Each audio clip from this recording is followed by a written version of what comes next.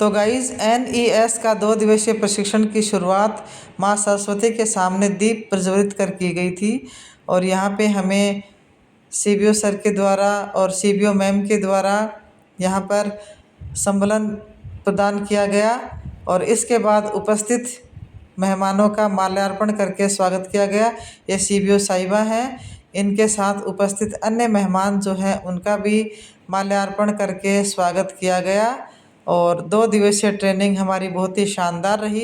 इसकी छोटी सी क्लिप मैंने तैयार की है क्योंकि हमारा 2 दिन अच्छा सेशन चला था, बहुत हमारी पढ़ाई की गई थी, हमें अच्छे से समझाया गया था सभी के द्वारा।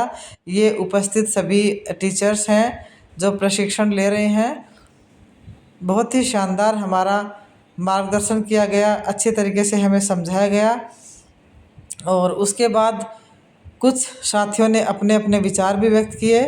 तो मैंने भी अपनी छोटी सी स्वरचित कविता यहाँ पर प्रस्तुत की है, तो सुनिए। प्रस्तुत करूंगी जो यहाँ पर विराजमान सभी नारी बहनों को समर्पित है। कविता का शीर्षक है नारी फिर भी तू। तुझे धूप न मिली फिर भी तू हर आंगन में खिलती रही। तुझे धूप न मिली फिर भी तू हर आंगन में खिलती रही। तू ढंग से सो न सकी फिर भी लोरी की चादर से अपनों को सुलाती रही। तू ढंग से सो न सकी फिर भी लोरी की चादर से अपनों को सुलाती रही। तुझे कभी प्यार न मिला, तुझे कभी प्यार न मिला फिर भी अपनों पर तू प्यार लुटाती रही। तुझे कभी प्यार न मिला फिर भी अपनों पर तू प्यार लुटाती रही। तुझे धूप न मिली फिर भी हर आंगन में तू खिलती रही। दूसरी कड़ी है तू जानती है पहला घर अपना नहीं। तू जानती है पहला घर अपना नहीं, दूजे का कुछ पता नहीं, फिर भी नींव बनकर दोनों घरों को मजबूत करती रही। तू जानती है दुनिया में कितना छल कपट है। तू जानती है दुनिया में कितना छल कपट है, फिर भी तू मासूम बनकर सबको गले लगाती रही। तुझे धूप ना मिली फिर भी तू हर आंगन में खिलती रही। लास्ट कड़ी है सबने तुझे झिड़कियां सुनाई, सबने तुझे झिड़कियां सुनाई, फिर भी तू सबका आलिंगन करती रही। तेरी छत हमेशा टूटी फिर भी सबके सिर का आकाश तू बनती रही। जब भी संकट ने तुझे घेरा, जब भी संकट ने तुझे घेरा, शक्ति बनकर तू हिम्मत दिखाती रही।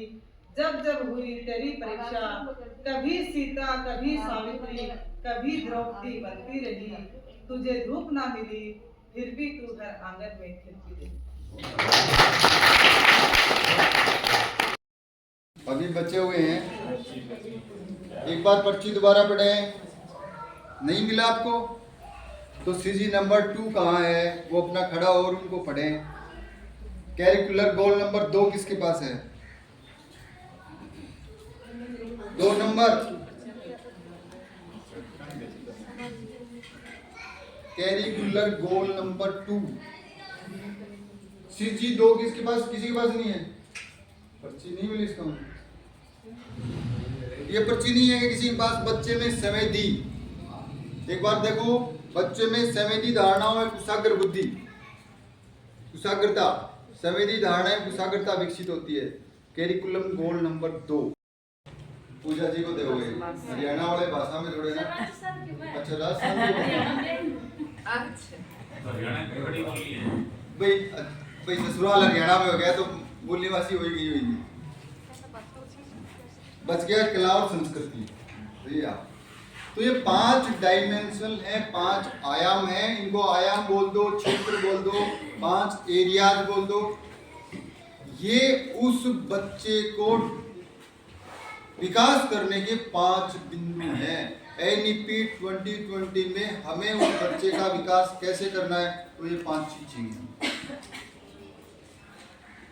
अब ये 5 चीजें कैसे डेवलप होंगी, इनके लिए हमने बिंदु बनाए 13। पांचों के लिए तो 12 हैं और 13वां एक अलग है, और उन 12 की पर्ची आपको दी गई है। 12 पर्ची दी है मैंने, 13 दी होगी। तो इन 5 में सम्मिलित हैं। तो पहले है शारीरिक विकास, और आपको दिख भी रहा होगा, सुलोचना जी कह भी रहे थे कि तो ये इनकी एक खूबसूरती है, शारीरिक विकास। तो यानी ये हर चीज में अपना ध्यान रखते हैं। शरीर का विकास है और पहला तो निरोगी गया और तीसरा अब संज्ञानात्मक विकास में पूजा जी हैं, हरियाणा के आदमी होशियार होते ही सच आपके पास है क्या? संज्ञानात्मक विकास इनके साथी कौन है? संज्ञा मतलब मस्तिष्क। दोनों आपके पास पर्ची है।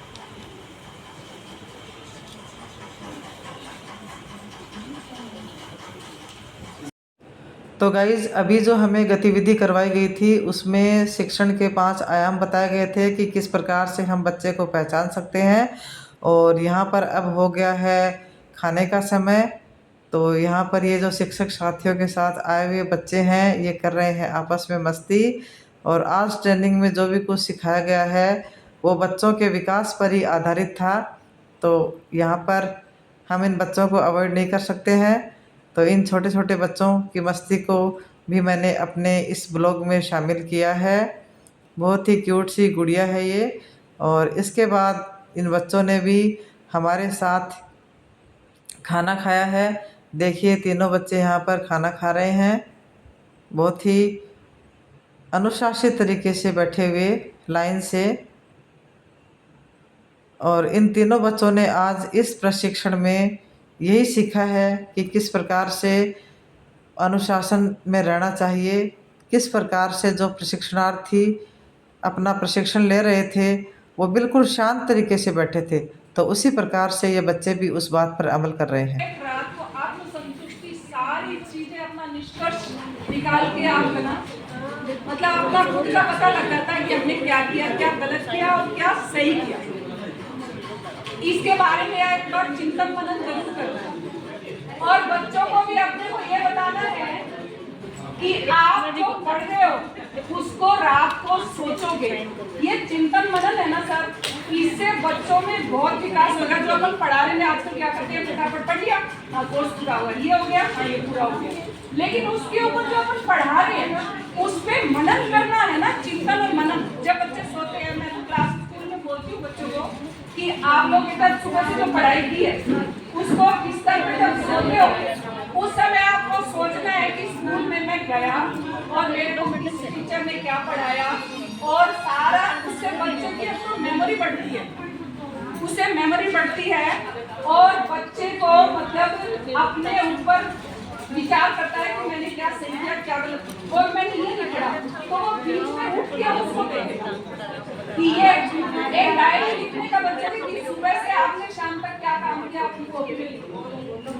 एक आप बच्चों को अगर ये बताते हो तो बच्चों की आदत बनती है और आपका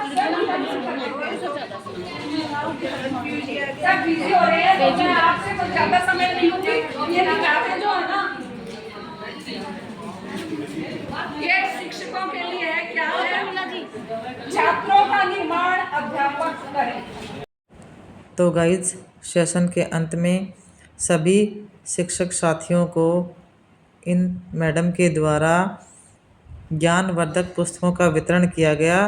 ये पुस्तकें जैसे विद्यार्थियों में बुद्धि का विकास कैसे हो, विद्यार्थियों में आत्मविश्वास कैसे बढ़े, विद्यार्थी अच्छे अंक कैसे प्राप्त करे, और कुछ योग से संबंधित पुस्तकें थी ताकि सभी शिक्षक अपने विद्यालय में जाकर बच्चों को उसका लाभ दे सकें। और उसके बाद इस ट्रेनिंग को यादगार बनाने के लिए कुछ फ़ोटो ली गई। तो आज का ब्लॉग आपको कैसा लगा कमेंट बॉक्स में कमेंट करके ज़रूर बताना।